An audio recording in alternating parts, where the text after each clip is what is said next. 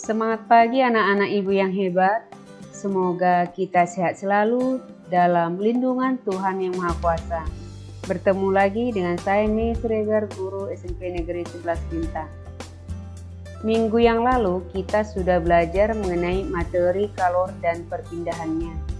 Hari ini kita akan membahas soal-soal serta pembahasannya mengenai kalor dan perpindahannya. Persamaan atau rumus kalor bahwa Q sama dengan M kali C delta T. Sedangkan M di sini massa benda, C kalor jenis benda, delta T yaitu perubahan suhu.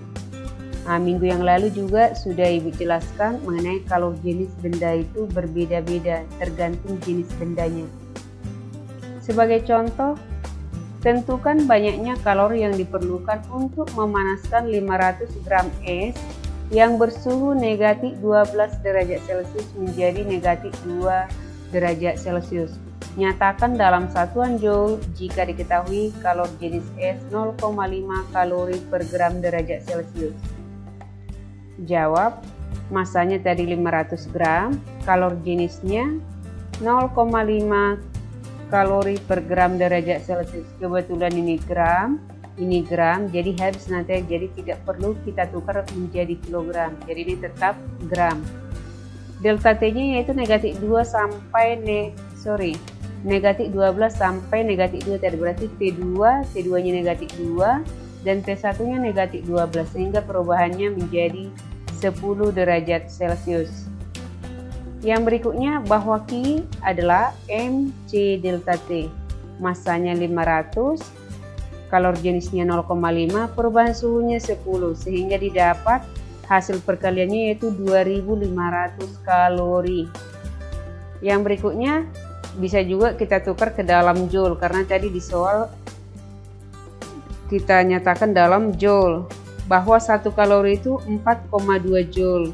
Maka 2500 kalori dikali 4,2 hasilnya menjadi 10.500 joule.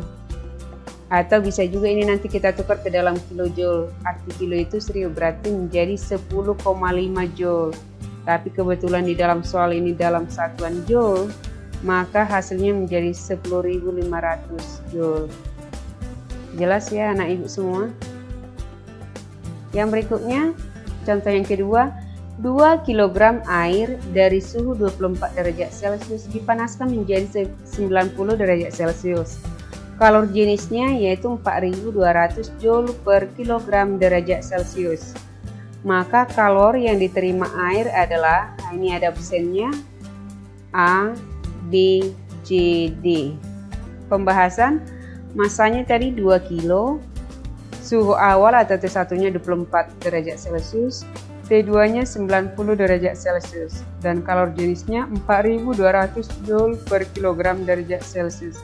Kebetulan opsinya ini dalam satuan joule. Sedangkan kalor jenisnya ini di sini sudah benar ya, joule per kilogram derajat Celcius. Dan masanya juga kilogram, berarti kilogram dengan kilogram ini nanti habis. Jadi sisa nanti joule ya. Berarti tidak perlu kita tukar ke gram. Karena apa? Ini udah sama ya. Yang ditanya yaitu kalori yang diterima. Rumus kalor tadi yaitu bahwa Q sama dengan MC delta T. 2 kilo dikali 4200 joule per kilogram derajat Celcius dikali 90 dikurang 24. Ini hasilnya 66.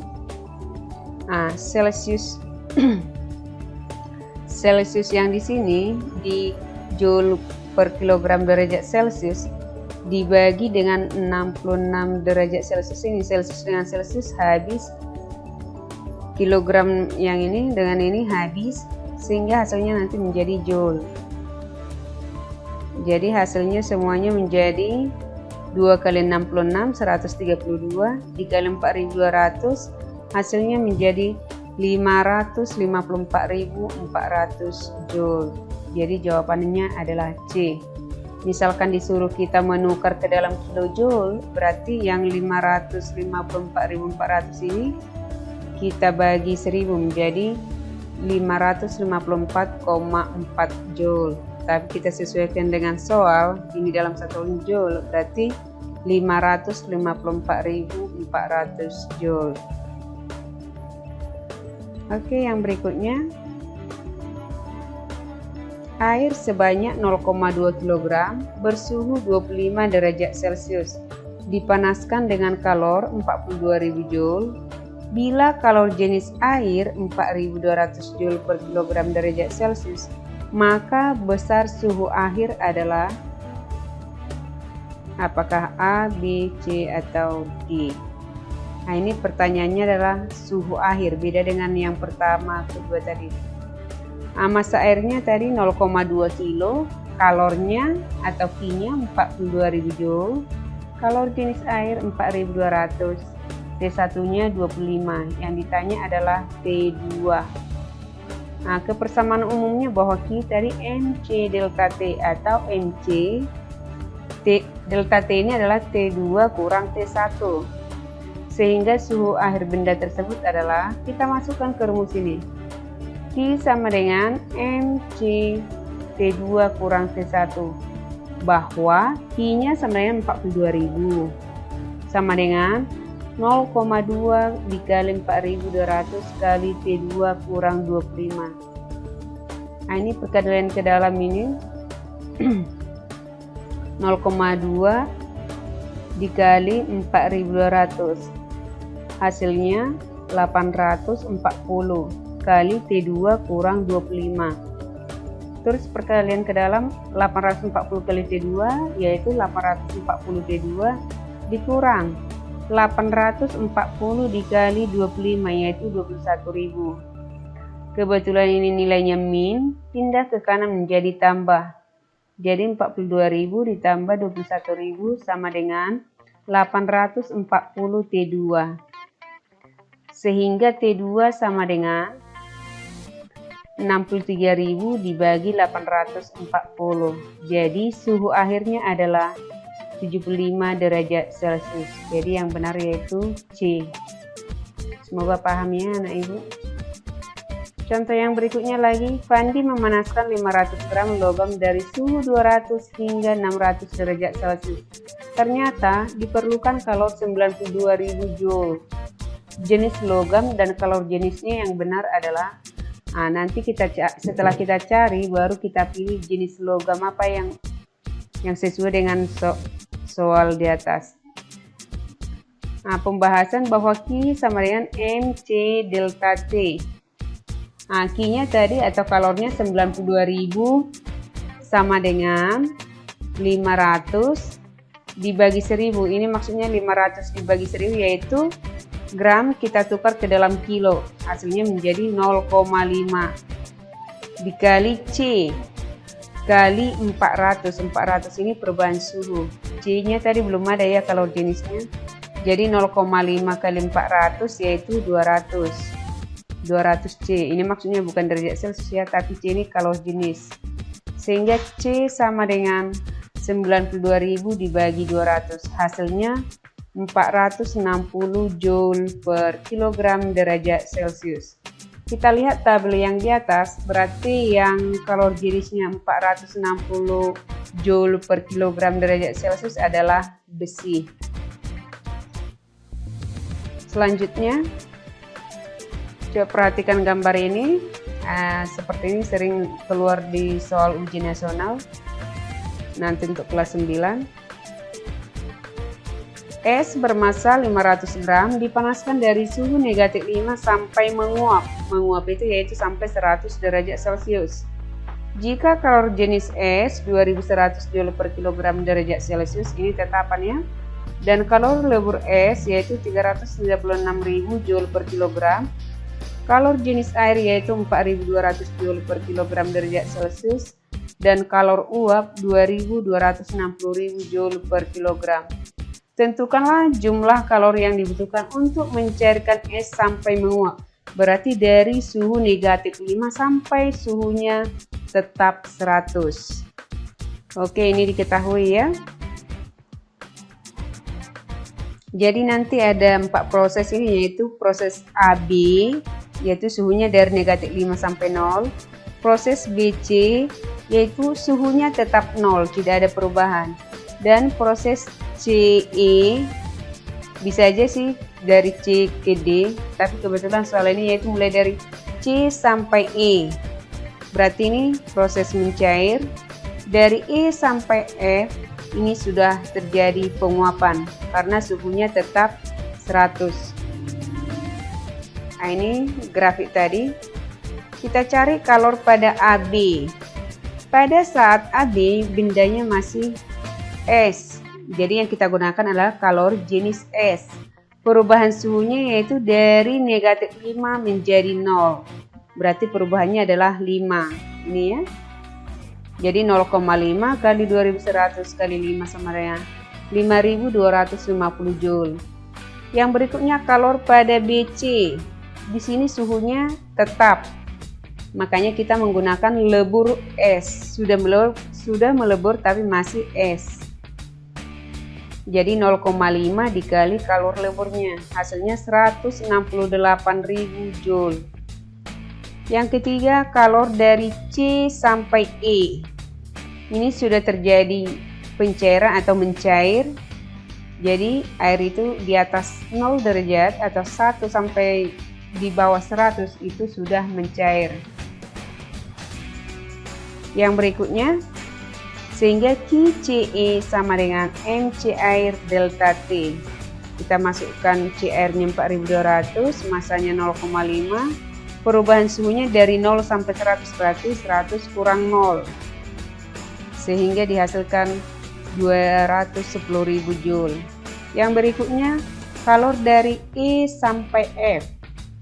E sampai F. Ini adalah terjadi penguapan karena suhunya tetap 0. Sehingga M kali U. Jadi tidak ada di sini delta T ya, karena suhunya tadi tetap.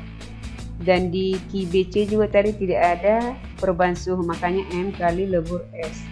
Sehingga QEF ini sama dengan M kali U. 0,5 dikali kalor uapnya yaitu 2.260.000 Joule per kilogram, sehingga dihasilkan 1.130.000. Ulang 1.130.000 Joule. Nah, jadi tadi pertanyaannya kalor yang dibutuhkan mulai dari S sampai menguap, berarti dari negatif 5 sampai 100. Dari negatif 5 sampai 100 ini tadi ada 4 proses. Jadi kita jumlahkan semuanya mulai dari QAB, QBC, QCE dan QEF sehingga ditotalkan menjadi 1.513.250 Joule. Yang berikutnya, ini contoh berikutnya, es bermassa 250 gram bersuhu negatif 5 dipanasi hingga melebur menjadi air bersuhu 0. Berarti ini kalau kita bandingkan dengan soal sebelumnya, berarti ini suhunya dari negatif 5 sampai 0.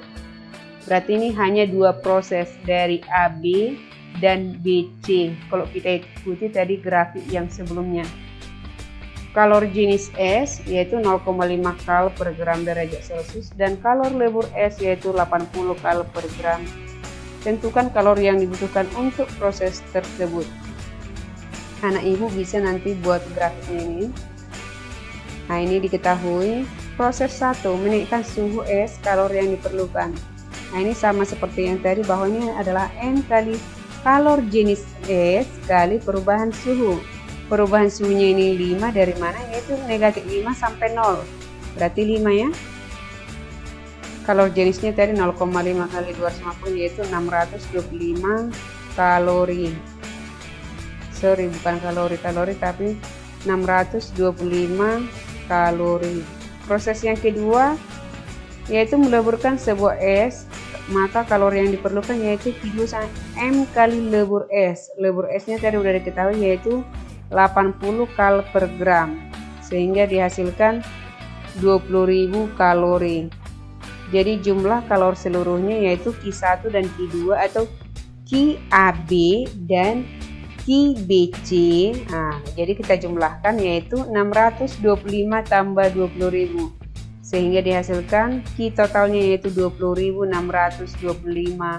kalori. Nah, ini tugas anak ibu nanti di rumah. Air bermassa 400 gram berada pada suhu 20 derajat Celcius dipanasi hingga mendidih 100 derajat Celcius.